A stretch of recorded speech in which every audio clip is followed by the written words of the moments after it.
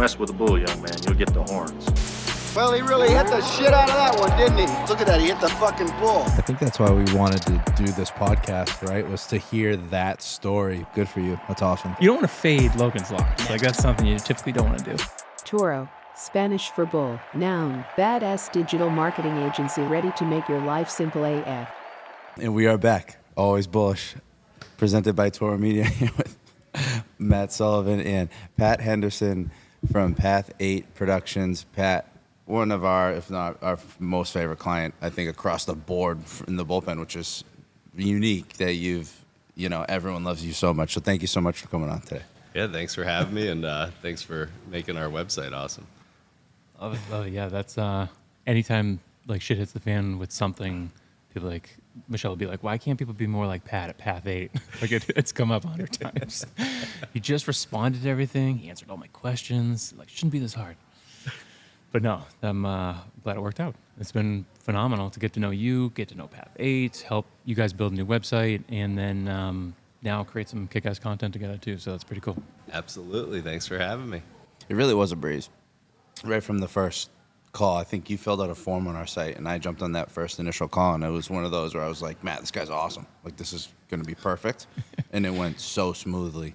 Hopefully you feel the same. At least on our side, it was so smooth. It was awesome. Yeah, I had seen a site, one of the people we use to set up some systems had their website, and I was like, their website's like nice and clean and professional, and not like nothing crazy, but it's exactly kind of what I would want our website to be, and we had hodgepodged it over time, through various stages, and so I was like, let me just talk to these guys. I'm probably not going to do anything right now, but we chatted, and I was like, we got to work with these guys. They're awesome.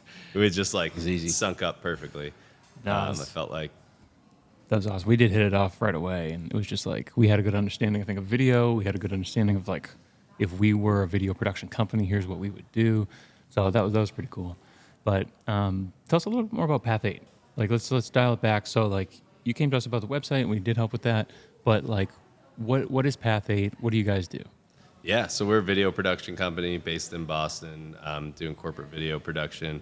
We work a lot in the healthcare industry, education, public health, finance. Those are our main buckets that we hit on. But we work with companies to help get their message across to their audience through video, and all sorts of factors from animated explainer videos, training videos, testimonials, company stories, just kind of whatever the means that takes, we can kind of produce that for them and work with them on it. Nice. I mean, good place to be right now is in video.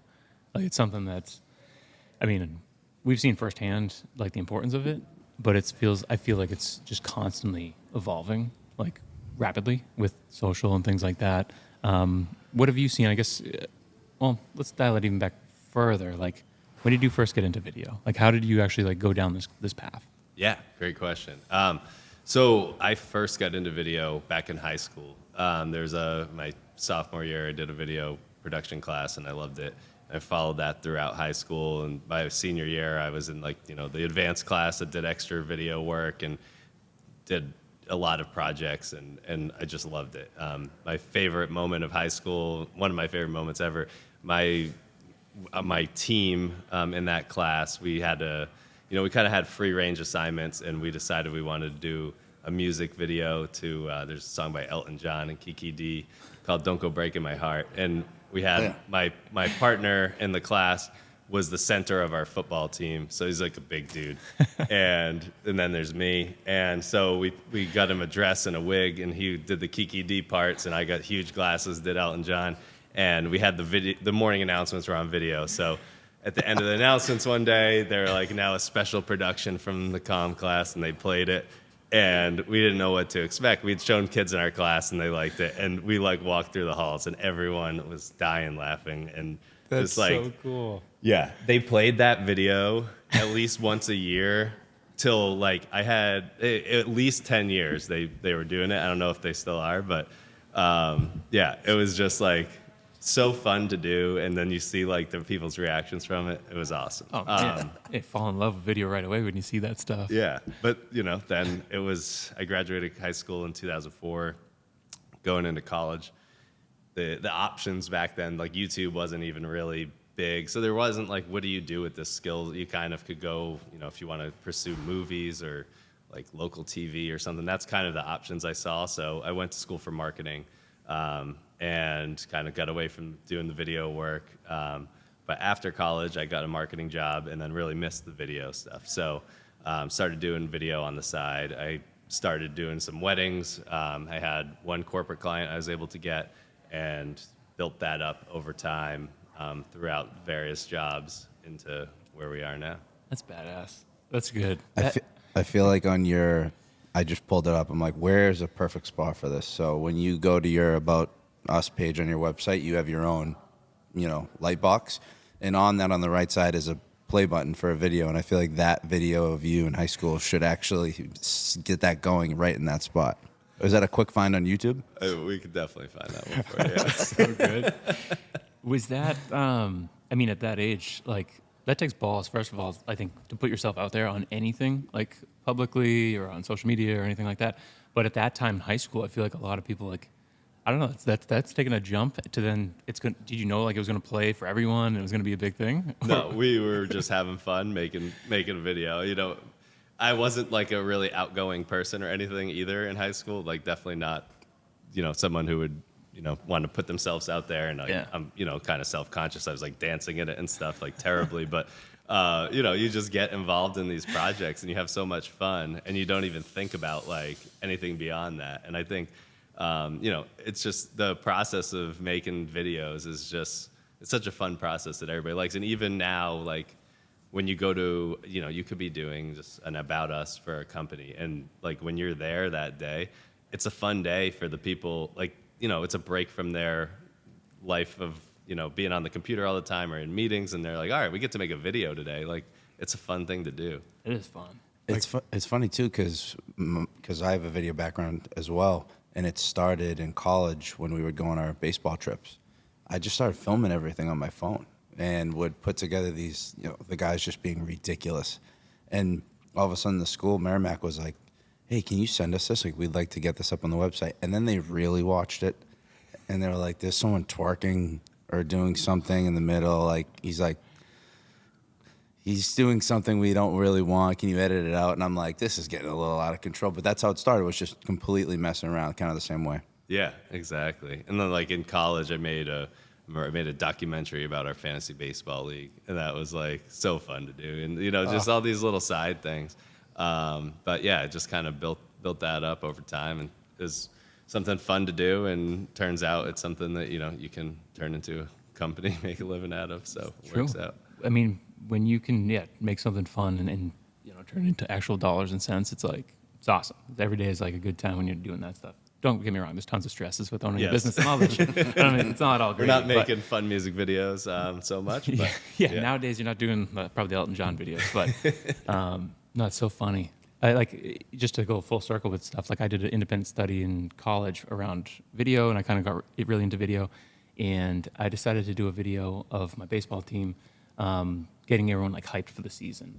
And I saw all these like, videos you see of like MLB players and stuff, and the guys that just kind of like turn to the camera and then like, all this shit. And like I made like kind of a hype reel and put 30 Seconds to Mars with the video. And it was all this like, it was intense. And we were D3 baseball team, and the video got sent around. I put it out there being like, this is fucking awesome. Like, I'm so pumped about it. And then it got sent to Barstool Sports, and they did a write-up on it, and they're like, Trinity College is going to Omaha this year? And they did a blog just shitting on us in the video, and it was out there for everyone.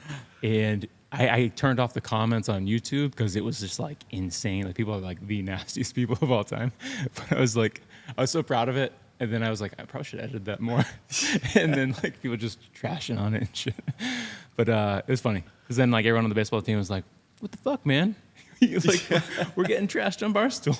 I was like, I didn't know that was going to happen. You went viral before being viral was cool. Yeah, that was not cool. I felt bad. But it was like... It's like, we're going so hard right now. This is going to be so good. And then... it was definitely like, oh, that kind of backfired. Was that your senior year? That was, it was hype for senior year. Because Okay. I'll find this thing. What he's not saying is he went on to win the national championship. That was 2 years before. Oh. Sophomore year. Because the only answer for that is to win the Yeah, national exactly. champion. As No, an we- F you to everyone that was in the. No, don't get me wrong. Like, we were a good baseball team, and we had a bunch of people that were like D1 people playing D3 baseball and all that shit. But I was just having fun making a video, and I was like, guys, we're gonna do a video, okay? So like, part of my independent study, it's for a project, just deal with it. And then I was like, they were all like, what the fuck? Really set us up. Yeah, but yeah, long story short, you see, I think both sides of it. People enjoying your Elton John video in high school and be like, wow, this is really cool. And people be like, what the hell? I was like, it's still really fun to make. But either way, you kind of like, I think the reactions that you get from video and storytelling and stuff can guide you one way or the other. You're like, wow, that was really cool. Or like that sparked something that I was like, I want to do that again, but this time I'll probably do something different.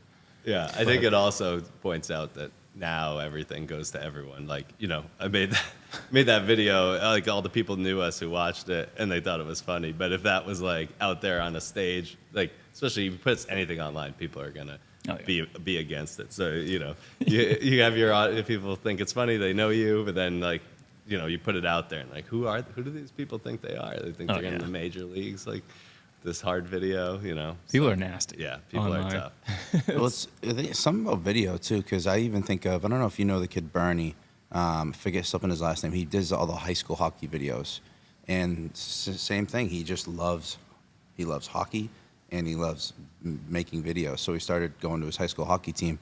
Well, then the videos started getting really good. They started getting shared around, and what would happen is he would get a ton of hate because he'd have a high school pay him to come do the video, and they'd lose like 3-1. But he would make it look like they were unbelievable because that's who paid him to come do it. And you'd have the other players on the other high school hockey team be like, yeah, well, they lost 3-1, and like he'd get a ton of hate. So it's just interesting watching this kid's just making awesome videos, and he's getting shit on. So people are always going to find something. Always. Of course. But get some quick feedback, putting stuff out there. And then you refine. If you got the balls to kind of keep going, like you can totally like refine your craft. And like we did that with our own social, and just like, I was like, wow, I'm really gonna get shit on by putting these out there. But fuck it, put it out there anyway, and then you learn and get better and better at it. But no, I think going from the high school video stuff into college, and like when you started to kind of transition it into a career path, like what was the first job? Like what was the first one you got paid for? Yeah. The first one I got paid for was a wedding, for sure. And it was like a friend of a friend, and they're like, oh, yeah, you're trying to get into video work. Like, you could film our wedding. And I was like, all right, here's our big break. And so I got, like, my brother-in-law to second shoot with me, who at that time was probably, like, 14 years old. And I was like, all right, we got all of our gear, and we got stocking up on SD cards. Like everything was like, you could shoot like a 5-minute clip at once, and we're filming like an hour-long ceremony, and then throughout the whole day.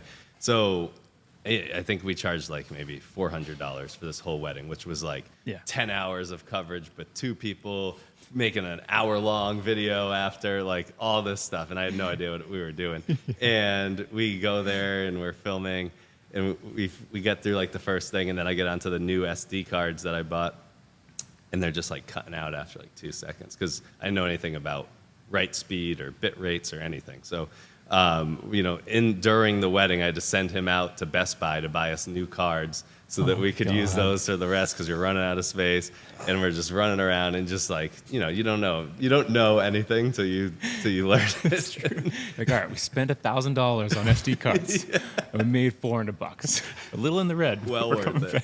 Yeah, it's a good Nailed it. start. That's giving me anxiety. Yeah. You just talking about it, because I know the wedding space from the video side, and the run to the store, like it's very real, especially in the early days.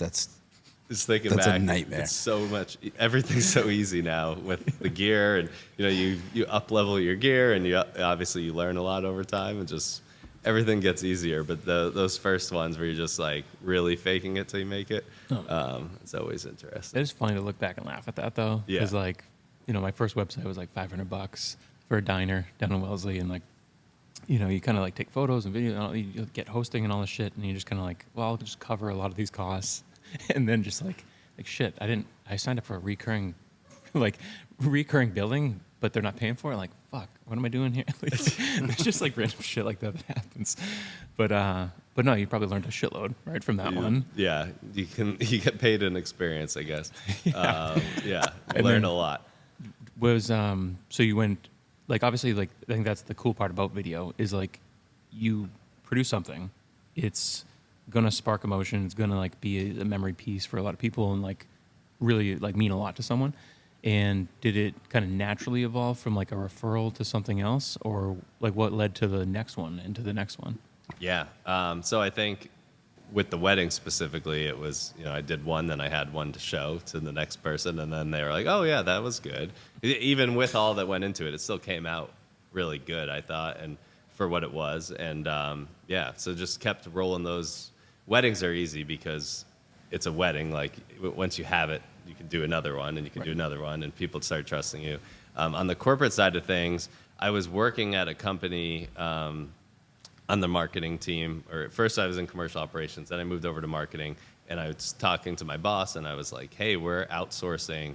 I just like wanted to get into anything that was somewhat creative at least, because I was like doing like spreadsheet type marketing and emails and like nothing that was any creative side to it. And I was like, we're outsourcing, edits to PDFs. Like, can you just give me that work? Like, that's how desperate I was for the work, Like, we're paying these people a good amount of money. I'm here, and I have capacity. Like, let me edit some PDFs. I don't need to design them from scratch, but, we make changes. And then, I just want to feel something. Yeah, exactly. And we had, like, a couple opportunities where I was like, we can make a video out of that. And, like, to my boss's credit, they kind of were like, yeah, go for it. And, it was just me doing it by myself with the limited gear I had. So it wasn't like anything amazing, but was able to kind of do a few video projects there, and got to do one where we shot at a studio with, their camera, so that we had good looking content. And I, did all the pre and post on it.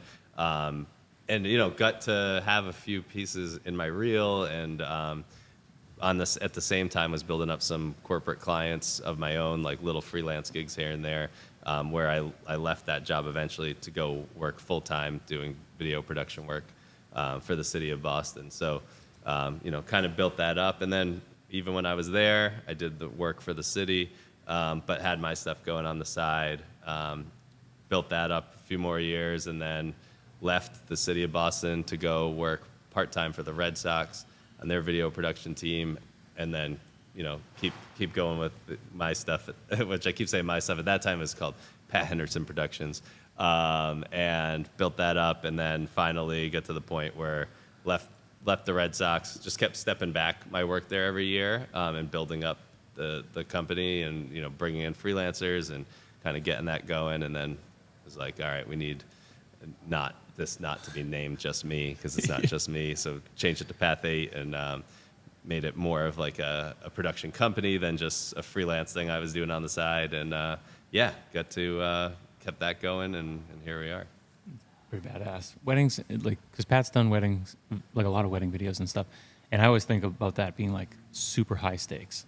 Like, you don't get a second shot. It's like that gives me anxiety just to think about, of like, I gotta nail this, and if I don't, or if I do nail it and then I lose something or delete something, it's like that one scares me a lot. So to even start in like something like that, that's a lot of high stakes, I think. But that's you can redo video stuff, or kind of like with corporate stuff, you could probably like reschedule a shoot or something like that. But was any of that going on in your head early on, of being like, wow, we can't possibly fuck this up, or these SD cards are gold, like I can't lose these things? Yeah. Was those nerves kind of Definitely. I was so paranoid all the time about that stuff. And we still have a wedding video company, and I have someone on our team who manages and runs it. So it's a couple it's a little bit out of my direct hands now, but which, when I was shooting it all myself and whatnot, I'd be nervous, but at least I'm in control of it. Right. And I can, I know I'll do this, and I know as soon as the second I get home, I'm dumping all these cards and like all that. But then, as you bring in people you trust, but it's still like an extra extension of like, all right, like make sure we do that. Like, you can't control everything. So it's like just setting up some systems and lots of backups on those systems. So, if something happens, then you have at least the plan B, and hopefully the plan B is good enough that it's not noticeable, or if it is, then you kind of beg for forgiveness. But yeah, a wedding is a tough one because there's no redos. It's, like from shooting them. Yeah, no, it's I love the industry. Like, I just find it very enjoyable to be there, but it's gotten to be just too much for me. When I have a wedding now, and I've scaled way back because I want to get out of it and still be in it in some capacity, but I can't do it anymore. Like, we're growing so fast here, and when I have a wedding now, it's like Thursday, and the anxiety starts to build. Friday comes, all right, well, I got to do this, and then it's like, all I can compare it to is like a football game on Friday or Saturday, and the day before you're like, all right, here we go. It's the only thing on your mind. And it's you can't miss the first kiss. You can't lose the footage. Like, there's so much that can go wrong. But two, for me, it's the day starts with you walking into a room of like 10 girls that don't know you. You can't be a weirdo. Like, you have to go in there, try to be like cool and whatever, and make them comfortable. But that's how the day starts, which is very weird. Like, you just walk in. Hopefully, it's a fun group, but sometimes it's not. And and then you just got to stand there. You got to know when to. You can't shoot too much because then you're kind of a weirdo with the camera. It's just a crazy, crazy day. There's so many different aspects that go into it. I'm looking forward to now phasing it out a little bit and just. It seems like there's a natural evolution with any videography company we start with or talk to. Is just like you kind of do the portfolio piece and you kind of like get going, and then you catch a break somewhere with a larger company and kind of keep rolling with referrals from there. But that was cool that you noticed that you're like, this is bigger than myself. Like, I can't just roll with just my name, and you pivot to something that was like more encompassing of a collective video agency or company like that. Why Path 8? Like, what was the meaning behind the name? Yeah, so I wanted it to not be my name, but when I was trying to think of other names, just everything that we were coming up with, and by we, I mean me, my wife, a couple of my friends, it's just, everything sounded forced. It was like, almost like sounded like phony, like I was like trying to be something that we're not. And like, we were literally throwing out like anything. Like, we were like out in the North End. We went to like a comedy show, and then after we were just randomly came up, we were talking about it. We were just saying like anything that came to mind. And my wife's like, "Oh, today's hot for November. We can be hot for November." Just like what are anything. So finally, I'm like trying to think of like, what are things I like, or what are ideals that you want as part of like the company. Just like anything that kind of spurs it on, and just really came down to. I wanted it to feel still something that was somewhat personal, but not just be me. So luckily for me, my name and my first name and my first initial of my last name spells a word, Path. And that is like a word that kind of has some meaning and that sort of thing. There's already Path Productions out there, and it felt like it needed to be a little more specific. So I really like the number 8. I've always liked the number 8. And so I added that to the end. I looked it up, see what was out there, and there's these life paths.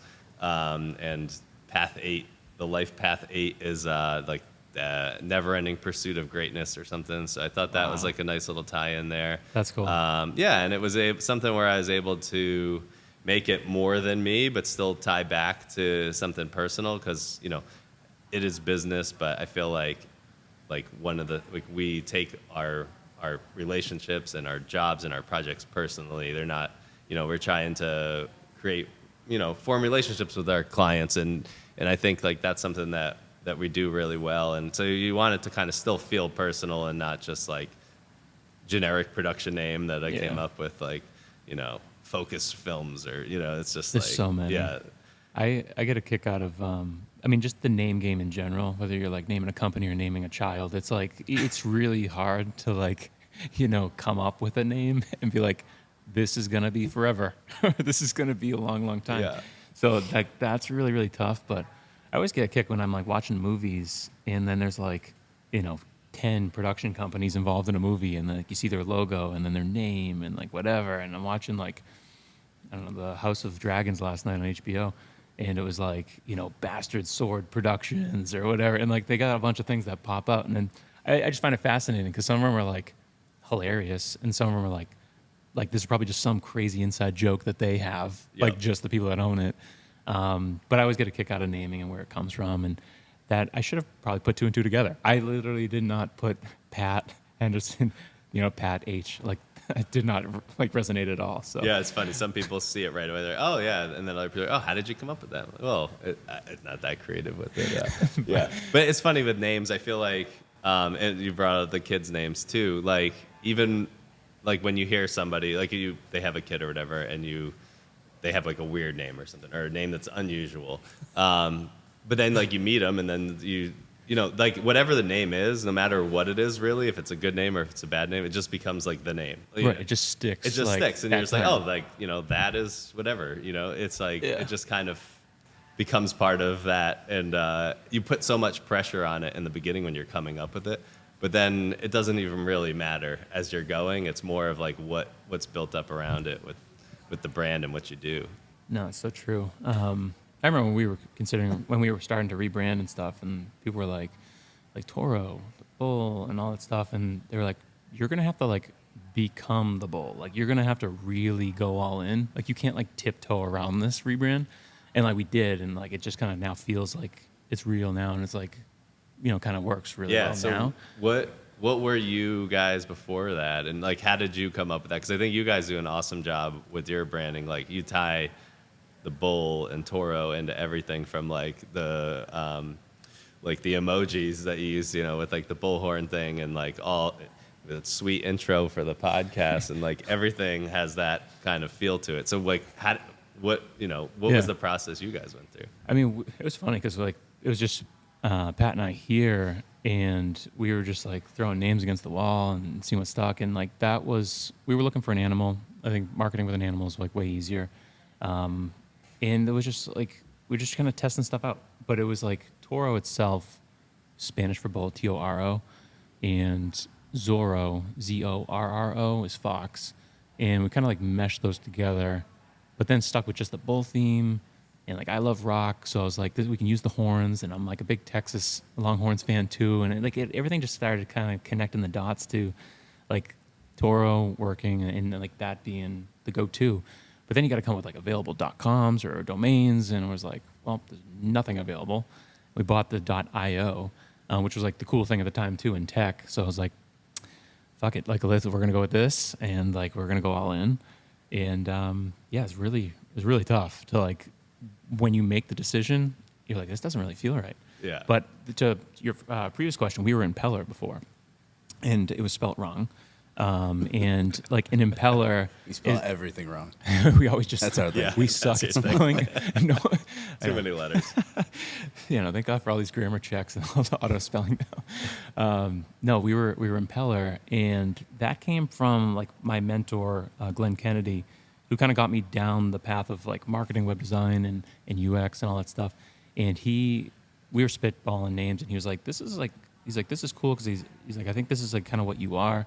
And like an impeller is like the part of the like engine that kind of like transitions energy to like use it the right way and then push you forward.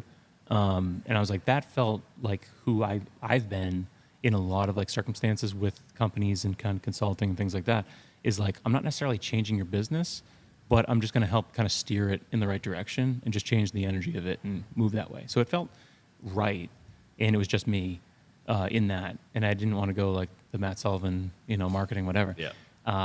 So that felt right at the time, but then I was like, this stinks for trying to scale, for hiring. Like, it just doesn't tell a good story, and I never thought I was gonna like, try to scale an agency again because I had one previously. But then, Pat and I were just kind of like, well, it was way too much work here for us, and we started to slowly kind of scale it up. But that was kind of like where it started. And it was funny, before that, I had consulting with 2 L's, and it was so cheesy. So it was like, I didn't even know that. yeah, I never showed you that. I have the business card somewhere. It was like this bright teal. SULL is kind of like blocked out, so it's like consulting, and it's like cheesy, and it's bad. I gotta find that because it's like so embarrassing. But no, it's really freaking hard. It's really hard to come up with names and kind of make them stick. But you're right. Just over time, compounding, kind of doing the same shit. It's like it just becomes natural. Yeah. It just kind of rolls off the tongue. So And I think we got to the point where it was getting a little bit painful. We were doing exercises sort of what we were and words that represented us. And it was hard. It was a challenge to do it. And I think eventually we got to a point where we're like, all right, let's just fucking pick a name. Yeah. Like, Remember let's that just bowl thing? let's Yeah, just let's pick do one that. and just get it Throw going. an R in there. Yeah. it did happen for sure.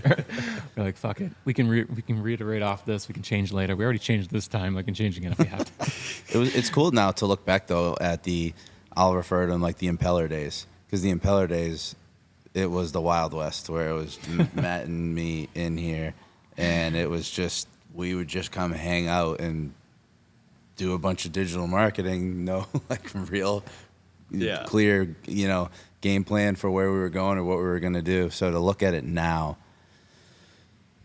a few Kind of fun. years later with the team that we've assembled, and thank God that we have Michelle, who's organized Toro Media into the the growing kind of business that we are.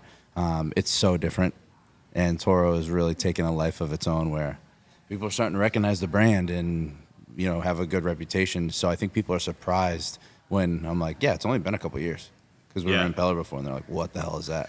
But then even I was thinking too, I was laughing because the Path A thing, I just laugh at my video business 27 video. Like I couldn't have tried less when it came to the name, because I started back in college. 27 was my number, and I was like, same thing. I don't want a cheesy name, so I just went with it. But throughout the years, I started getting more serious and start charging more for these wedding videos, and I'm getting better. And people are like, Florence Films, like I've had multiple people be like, you need to just, kind of scale this name a little bit. And I've always just been like, nope, 27 video, baby. That's what it is. Like, take it or leave it. Like, we're not changing for anybody. Funny. I just found a bunch of the the URLs when we were rebranding, like all the ones that we were like considering. There's some terrible names. Hook'em Digital. There's some bad ones here. I won't even go through the list. Bullpen or something. Bullpen.com. Yeah, that was one. That was one Bull of them. Shark was one too. But then I was like, people are just gonna say like BS, like this Yeah. is bullshit. And I was like, Bull Shark, yeah. I was like, I can't do this. Yeah, the URLs also, that was like a huge decision factor, and because like I have a long name, so like I was always Pat Henderson Productions, which is just like sentence so almost. long, and I was just like, I want something short, and yeah, it's like you got, there's so many factors that play into it. Yeah. No, it's hard. It's hard. Anyone considering starting a business, brand, just start. Like you can always change shit, but it is, I think, super important for starting that kind of personal portfolio piece or getting your brand established, potentially as a freelancer, and then leveling up. And you can always change and pivot. It's never too late. But it is harder the more you go with something to feel that in your gut. Like I've done this so long, and now I'm so scared to make a pivot, but you can always do it. Yeah, So. giant companies do it. Yeah, exactly. Exactly. We could do it. We can do it as a small, Yeah. just outside. It's bigger Boston. in your head than anyone else's, really. Always way bigger Yeah. than. One thing that I wanted to ask you, I know for me on the video side, I've had a tough time, bringing in help, specifically for me on the weddings, right? Because it's such a personal day and a style or whatnot. But I can only imagine scaling a video agency. Was that a challenge for you to get help, to give the responsibility to someone else, and your hands are now out of it a little bit? Yeah, super difficult. So I hired a business coach at one point, and I worked with him for probably like 4 or 5 years up until recently. But he helped a lot with that. It's a big mindset thing because, like, first with the weddings, it was kind of always my test ground of like, all right, am I able to hand this off and it still go well? And then if that works, I bring that to the corporate side. And so, it's at first the easiest thing to hand off is the post, because you're not interacting with the client directly on it, so they won't see who's editing it, and in your head they don't care either. But in your head, you're like, well, I got to be the one editing this. This is like my project, and figuring out how to get that across to the editor of like, here's what we need, and it's just a matter of finding somebody that's good, that gets it, and that you can get that across to. and initially that's what it is. Just like I was able to find like somebody I trusted. They did a good job. I'd go in and do the last 20% of the edit, clean it all up and all that, and then be happy with it, and it saved me a little bit of time. And then it's like when you start getting busier and you're like, I can't go on all these shoots, and that's even harder because you're trying to trust somebody else to like on a shoot you're capturing what's there, but you're also, a big part of that is you have a day where you're basically with your client like the whole day. So like that, it needs to be a smooth, fun, enjoyable experience for everyone. And like handing that off and be like, okay, can I trust this person to not only grab the content, but represent us and how we want the day to go with the client. When I'm there, like it's my company. Like I know how I want this to go, and I know I'm going to put in all the effort. Like you got to make sure you can get people that are going to do the same. And so that like was really nerve-wracking and a tough thing to hand off. But it just really gets to a point of necessity where over time I just had to bring someone else in to do that part because I can't do it all. And then you find you get to a point where you're doing it consistently and then can build up some systems around it. And once you have that, then you can replicate things easier because you're like, all right, this is how we do it, and this is the steps, and these are how we make sure that there's no holes or stuff doesn't get dropped. And there's issues here or there. There's always stuff that you're like, I would have done it this way, or if I was there, this would have been handled differently. But like, it's a matter of being able to let go a little bit to be like, okay, you're not there. Like, it can't be exactly how you want to do it, but it's still gonna get done. Like, you have kids, like, so there's times all the time where like my wife will do stuff one way with the kids, and I'll do stuff another way. And when I'm doing stuff, she might be like, oh, this is the way I would do it. And when I'm doing something, like, this is the way I would do it. But, it doesn't really matter. It gets done. They're happy. Right. They're fed or whatever it is. And, people do things their own way. But as long as, in the end, the results work out and everyone's, enjoying the process, then. Yeah. No matter what it is, there's like a massive trust factor that you just got to like give it a shot. You just got to try it or trust someone to, do something. And, you learn a lot because like we've tried a million things, and it's like we try it on ourselves typically first before we're like, okay, well, it worked for us. This, whether it's business or whatever, it can work for someone else. The same thing with like parenting, anything like that. It's like you get the notes and stuff like that, but until you get your hands dirty and do it your way, it's like you kind of just you're gonna get to the end result exactly like you said. But no, you got to trust other people, and then you learn to delegate. But delegation is like, that was probably hands down the shittiest thing with me as a business owner, was like being able to like let go. It was just like, I was just so picky. I was like, I know if I do this, it'll take me 10 minutes. And if someone else does this, it's going to take them 2 hours or something like that, where it's just like, I'm just going to do it real quick. There's so many times you're like, I'll just do this real quick. Yeah. Exactly. Because you're like, it's so easy for me. Like, this is what I do, and I know exactly what I want. Whereas, especially like an edit, right? You're asking about that. If I do an edit, it's going to be exactly how I want it. Yeah. Whereas if somebody else does it, then they're going to go to me for notes. I'm going to send them back to them. Then we have like 4 or 5 in-betweens there, and then it goes to the client. Whereas like if I'm the one doing it, then it's ready to go to the client because I did it. Right. It's like so hard. I did this yesterday with something, and I was like, this will take me less than 10 minutes. And I was like, I'm not doing it. I'm going to send this out. I'm going to delegate it. We're going to, I sent it to Liz on the team because, like, again, she's going to get better if I send it to her, and she's going to learn from it. So I'm like, it's really hard to do that. And I think that's so important with, like, anything in scaling. It's just, like, learning to delegate and then trusting to delegate and knowing that shit's probably going to get fucked up along the way. And, yes, you could have done it faster yourself, but, like, the lessons that they learn to then trust them again and again and again, it's just, like, you just got to do it. You just got to do that side of it. Yeah. It's hard. And that's the goal, too, like you're saying, is hopefully when you do delegate and then they do it and people will mess up, but they learn, and then it streamlines things eventually where they can do it better. Like now, any of our editors can edit way better and way faster than me. Like I am not the person you want editing. Like I haven't touched an edit in years, but like that's cool. What a great feeling that must be. Yeah, it's awesome. To admit that too. And I feel the same way with a lot, like pretty much anything that we do. I'm like, I know that my team will do better, and it's like that's the whole goal. Step away and not be the bottleneck of the business. Exactly, because it's easy. Like our content, I used to, we do all these interviews, and you got to break them down and get them into what is the final video, and it's a lot of going through stuff and picking quotes and whatnot. And we hired somebody a couple years ago who took over like the content producing, and he'll go through hours of transcripts and distill everything down and make these great outlines. And he's on vacation recently, and I had to step in and do that for a project, and I just like stared at the screen like, where do I even start? And this is like what I used to do, and what I used to be like, there's no chance I could hand this off. Like, this is me. Like, I have to do this. And now I'm like, I can't do this. It's so funny. Shit changes so fast. Yeah. And we're seeing that with everything. I think in the past few years, evolution of tech, maybe even 10 years ago with like the use of like drones becoming more popular, now AI, like things just change so fast. So to even think that you're gonna stay on top of it the whole time and continue to scale is like literally impossible.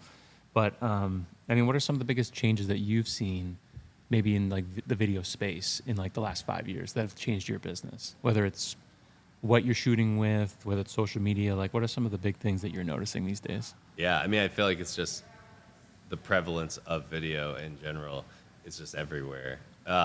Where, like when I was saying, when I went into college, I didn't even though I loved it, I didn't even pursue it because it wasn't even like, in my mind, a viable like career option. Whereas now it's like, there's so many video production companies and video jobs, and every website needs video, and everybody needs video for everything. Right. Whereas, even 10 years ago, it was not nearly that much. So I think like that's been the biggest change. And even, it went from being like only super high-end production companies who make videos. Then it's like, all right, smaller production companies who make videos. And now like a lot of the content people are just like user-generated content and stuff like that. And there's like definitely a place for each of those still, but it's just going to be interesting to see, as like you were saying, technology and everything comes more, easily accessible, just to see where it goes from like what companies still hire out for, what they do themselves, or what they have like their intern do, or, see the balance of that as it goes down the line. That'll be an interesting thing to follow. It's been interesting to see that. Like I think the barrier to entry with anything, whether you're starting a business or doing video, it's like it's zero. Like you point and click with your cell phone, and your iPhone, whatever, and it's like you can start something, short form content, do it so easily, and you have a good chance of algorithms and shit picking up on it, where you don't have to be like 1 million followers to get noticed these days. So barrier to entry, I think, across the board is like literally zero. So I know with a lot of stuff like we've put out, it's just shit that I've pointed, clicked, and done something like super low production, just kind of like getting it out there, trying stuff and learning from it. But we've been flooded, like our DMs, of these types of like freelancers that are being like, I could so edit this video better. Like, you should send me your raw stuff and I'll edit it for you. And like, we were getting like 5 to 10 of those a day from like just outsourced people, and who knows what they're editing with, any of that shit. But no, there's like a flood of these like editors and stuff, I feel like. But it's all around like the short form vertical video, stuff like that like, I don't know, has like the cheesy captions on top with like bright colors, and it's more of like the entrepreneurial coaching type stuff. But either way, there's like that type of content's booming, and we've tested it significantly. Some stuff hits, some stuff doesn't. But when people ask like, what should I do for my business, or what's like the best hire for my business, or like people just ask us general like business consulting stuff like that, I'm always like, get a videographer. Like that's always been, for the past couple of years probably, that we've been telling people like, if you're going to invest in something right now, invest in a videographer. So as far as job security, you should feel pretty good. But I think that is something. It's the necessity of video. It's not going anywhere, and everyone needs it. It's like the people that would try social, and they put out a Happy Valentine's Day post or something, and it was like a single still, squared up, cheesy image, and they felt like they were checking a box of like, we did it. We fucking nailed social media today. Or they're prepping around like, Happy Thanksgiving, whatever. It's just like, man, you can't just like throw a still on social anymore. And the people that do it's so obvious that they like don't give a shit.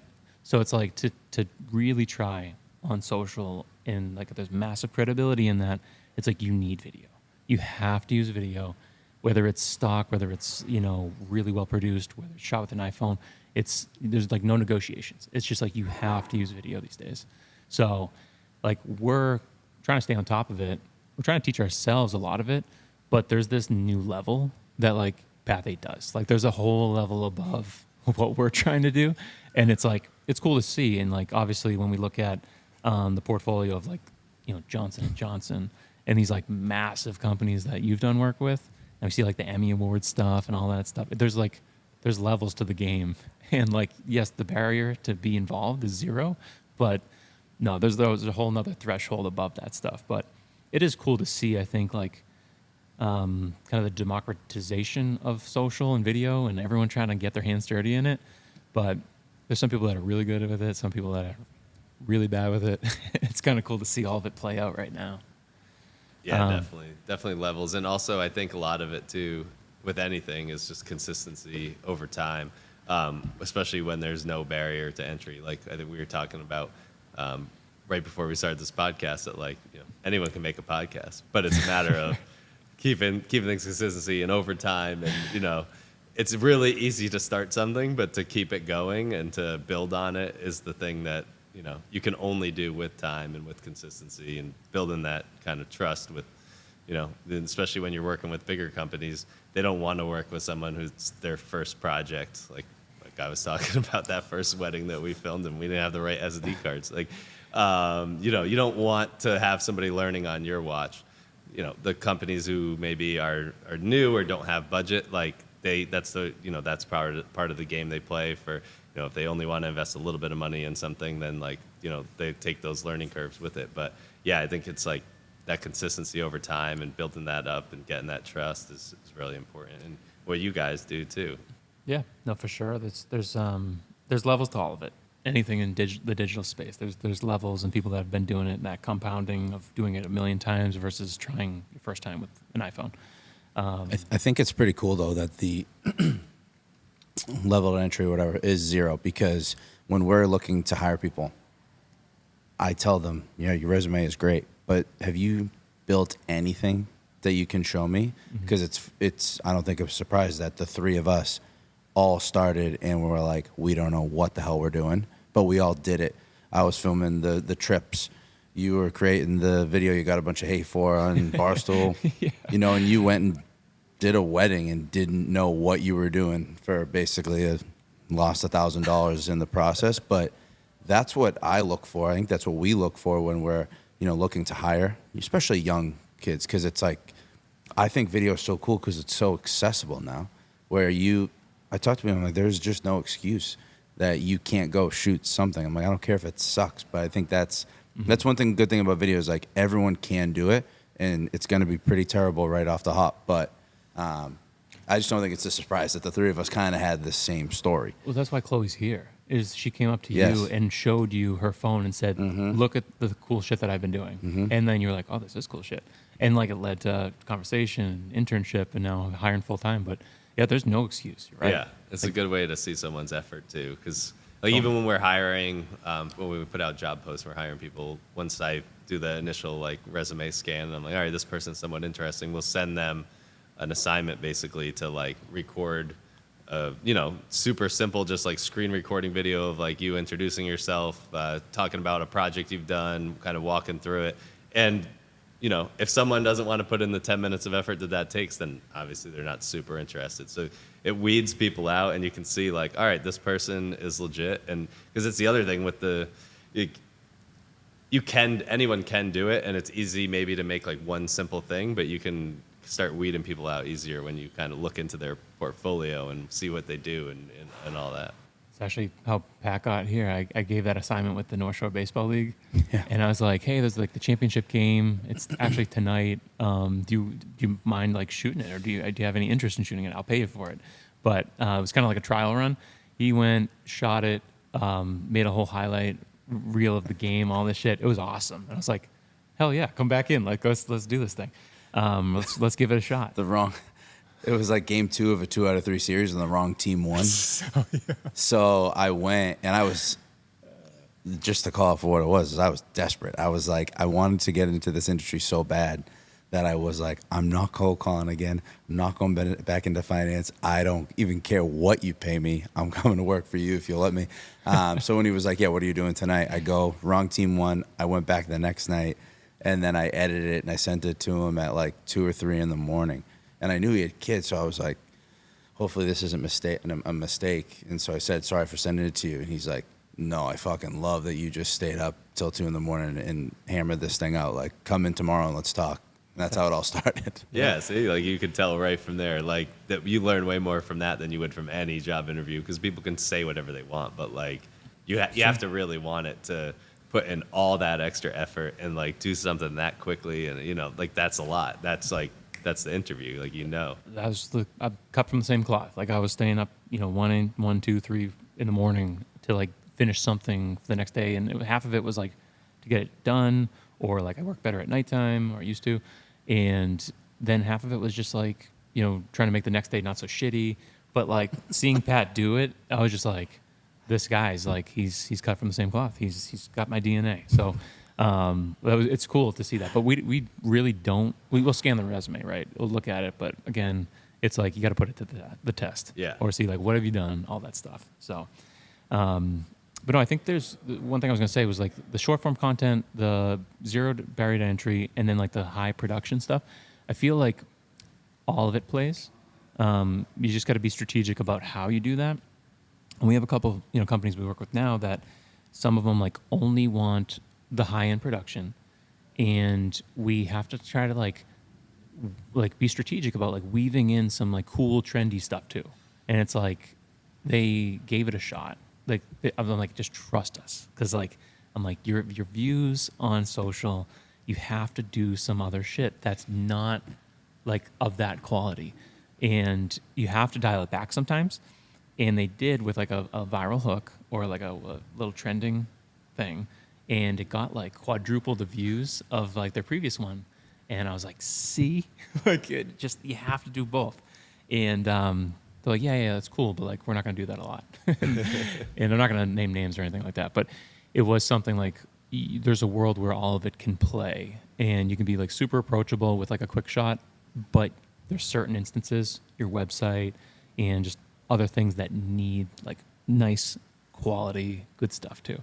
So it's you can mix it all in. And that plays right into the question that I had for you of, does that piss you off? As a high quality, producing videographer, award winning, you have an unreal business.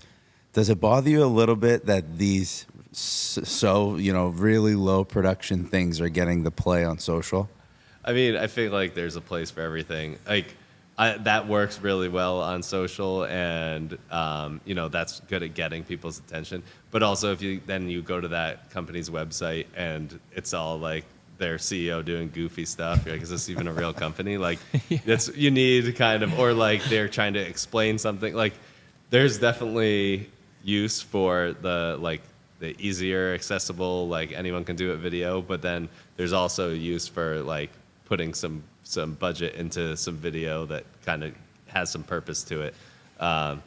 So it's not going anywhere. Like, it's easy to make some of the stuff, so it's always going to be around, and it can definitely play into people's strategies. And I think what it does do is it makes people more comfortable with video and the whole medium, and like, oh yeah, that's successful. Like, we could put some money into this. Like, we see the promise of it. So yeah, I think it can only like be helpful, like the rising tide lifts all boats type of thing.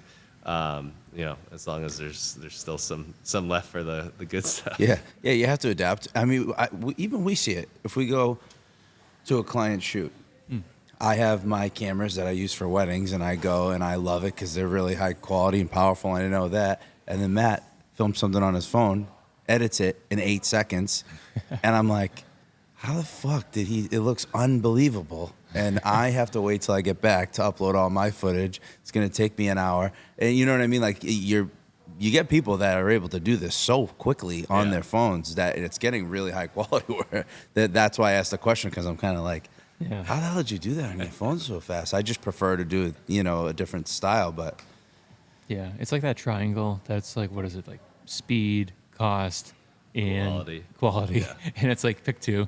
It's kind of that. It's like you can kind of like rush through something and get quality, but the cost is not there. Like it's just like it's really hard to kind of have it all effective. But yeah, like I'll edit stuff on the fly, but that's just because I've been doing it for so long and shit. And I just like genuinely love making content now. Like it's just really fun for me, so I like love doing that shit. But for like a lot of these companies, it's like they don't have that expertise, or they need very specific things that they have to like look elsewhere, and they have to spend some money to kind of get the quality, because it does make a big difference. And that's something like all these algorithms keep track of is quality. It's like I noticed like when we bought a new mic that we started getting more views. When we started using like lighting, we started getting more views. It was like when we started to up our production overall and then just use better shit, it was like it translated and the algorithm knew like we were using better shit. So it's like, yes, you can point and click, but when you do start to, spend more and kind of invest in it, it has an exact correlation to the viewership and what you're going to get out of it. So, yeah, it's such a smart investment to, spend on video. I'll like die on that hill. It's like such a smart thing right now. 2024, going into 2025, like it's a non-negotiable. You have to invest in video. I'll clip that one off. I'll throw it on the website.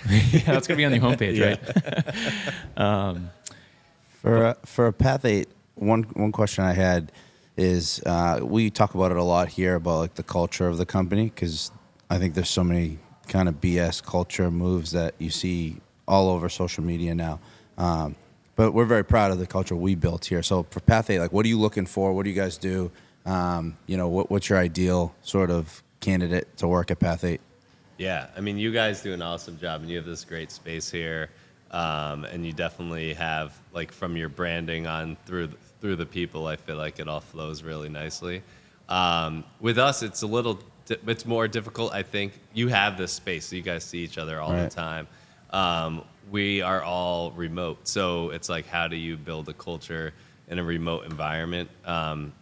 With video, a lot of it is we get to see each other on shoots, at least the people who are involved in that part of it. There's other people who never go on shoots. But, we try to do events and different things to get people together.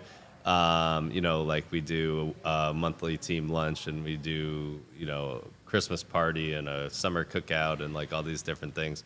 And weekly meetings and all that stuff. But I think like culture-wise, it's a lot of it is about finding people who mesh with what you're trying to build and like what you do, and just going off that, and it'll naturally kind of build itself when you're surrounding yourself with people that you'd want to hang with, or when I was talking before about trusting people with the clients on a shoot. If I'm not there, like, I'm only trusting people who I know, like, all right, they're like very similar level to what we're trying for. Like, we're really approachable and friendly, and we'll go, if their client's asking something that's kind of an annoying request, we'll do it to make them happy. We're not going to be like pushing back. Whereas if we might hire someone and they go do a job and then they come back and they're like, oh, the client wanted to do this, but like it was so stupid. Like I told them we couldn't do it. Like I would never have that person on there again, because that's like not what we're trying to do. So it's just a matter of, trying to find people who align with your values, and then it just comes naturally rather than something you have to like force. Yeah, the remote thing must be tough. It's tough, because we've seen that too with like a lot of the people we work with, that they pivoted during COVID and kind of adapted to everyone kind of going remote and stuff like that. And it's nice to not have the overhead of an office, but that is probably one of the more exciting things on our day-to-days is like, I love coming in and shooting the shit and like busting balls, and we send funny things around on Slack, and like you get the chuckle from like 10 feet away from someone, and it's just funny to have that kind of camaraderie.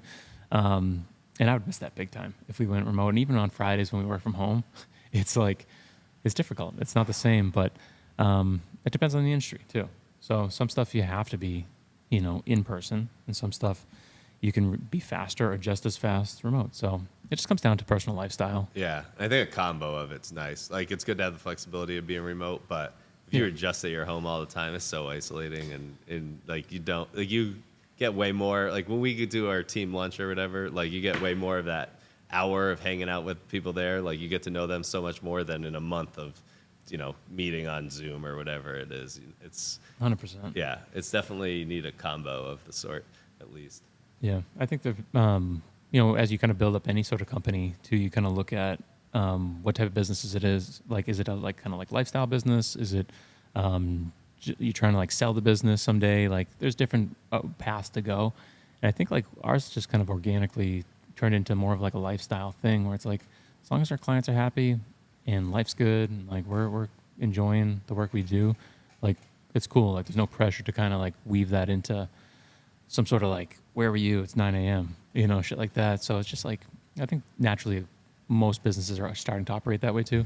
It's as long as everyone's happy, you're checking the boxes, things are getting done. You can kind of live the lifestyle you want. But Thank God. I'm more of a 9:30 guy. I know, right? I know. But you're super late every night too. But yeah, I was just going to say I commend you, because I have had the thought in the past of, should I just start my own, should I grow my video business, before I got here? Is that the path for me? I would really love to do that, but it's daunting. Having your employees that you're hiring being client-facing a lot, I'm sure is an added, pressure for you when you're going through that. So good for you at handling that so well, throughout the years, because I just can imagine that's another anxiety, filled part of the add video it to biz. the list, yeah. No, For sure. There's always something new popping up. There's never a dull moment as a business owner. It's oh shit. Oh, Yep. Here's the new thing. But no, this has been fun. I don't know, Pat, do you have any final thoughts, questions? No, I think we could do a part 2 to this very, very easily. But just again, we love you here. This has been, I'm so glad we, met up, and I think this is just the beginning, because just like video's changing, the web's changing and everything. So looking forward to the partnership as we keep it going.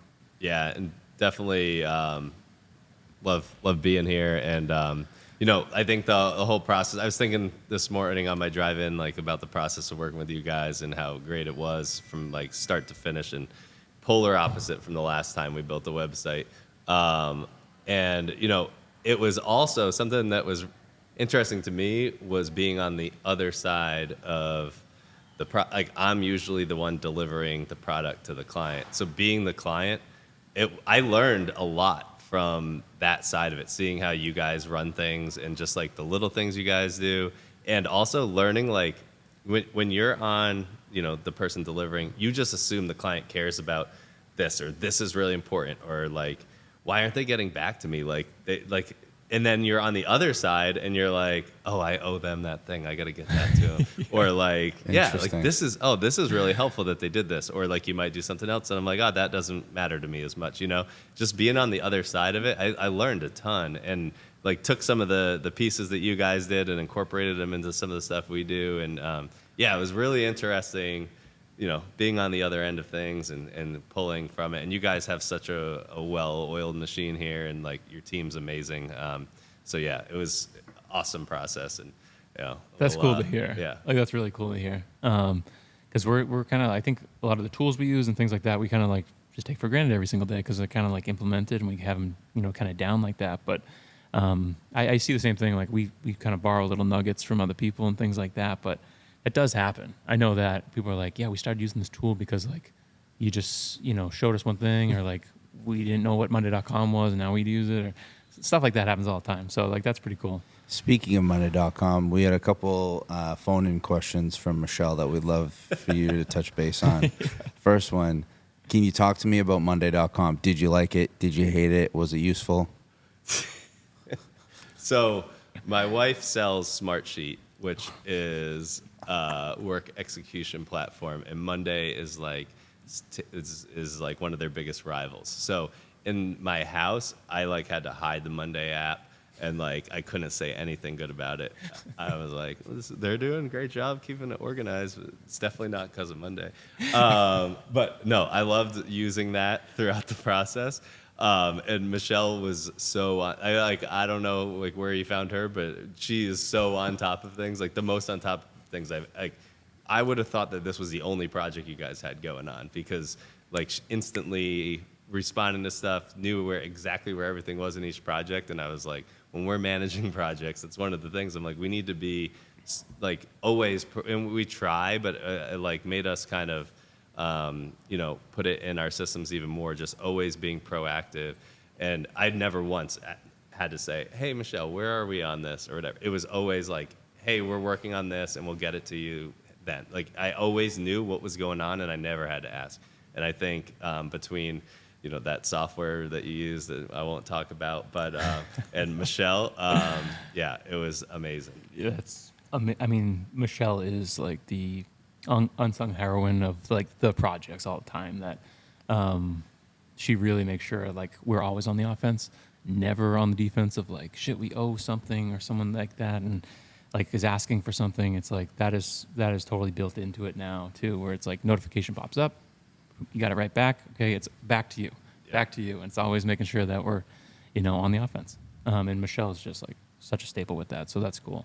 And that was, like I said, I think at the beginning, or maybe it was before we started recording, but Michelle's just like, we need more people like Pat at Path 8. So as much as like we were asking, you were getting the stuff right back to us. So like it was really one of the smoothest projects we've really ever run.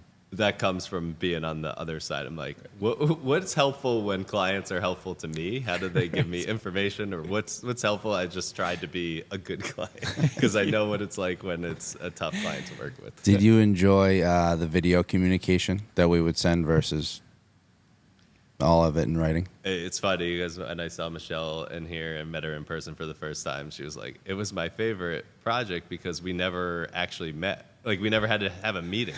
It's because we both really like doing the video. Like I use Loom. I forget what you guys use, but like if you talk to anybody on my team, like they get so many Looms from me. Like I don't type anything. Like if I have a thought, I'll just press record and start talking.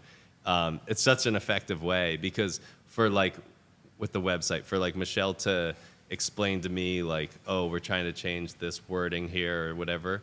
Like to type that out in an email or in a message and I would probably misinterpret it, and it would be a lot of back and forth, or we'd have to schedule a meeting so she could walk me through it.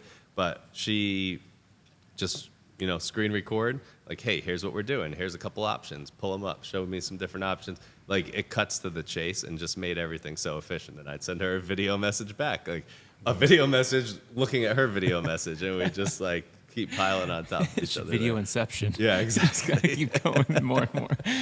But that has been a game changer. We use Screencastify, and I just like fell into it. I don't even know why I went with that one, but that was just kind of like I saw it, did it, and then I got the same type of reaction where someone was like, holy shit, like we didn't have to jump on a Zoom call or whatever. It's like you just walked me through it, and I saw you do it, and it was so interactive. So that's changing the landscape big time. But Michelle and Liz and everyone is like not shy at all with like jumping on the mic, jumping on the camera, and actually walking people through stuff. So that has been a game changer, but it's pretty cool. And then you get to see it and like analyze the video side of it because your mind's probably always running with video. So that's cool. But yeah, no, I think this has been a blast. We're going to chop this baby up and do all that post-production timestamping and all that good stuff. So we'll get you some cool clips, and appreciate you coming in. Awesome. It's nice to be in the one not on that side of it. You guys can take care of it and send me some content. Hey, we'll send you the raw stuff if you want. No, I'm good. Thanks for coming on. Thanks for having me.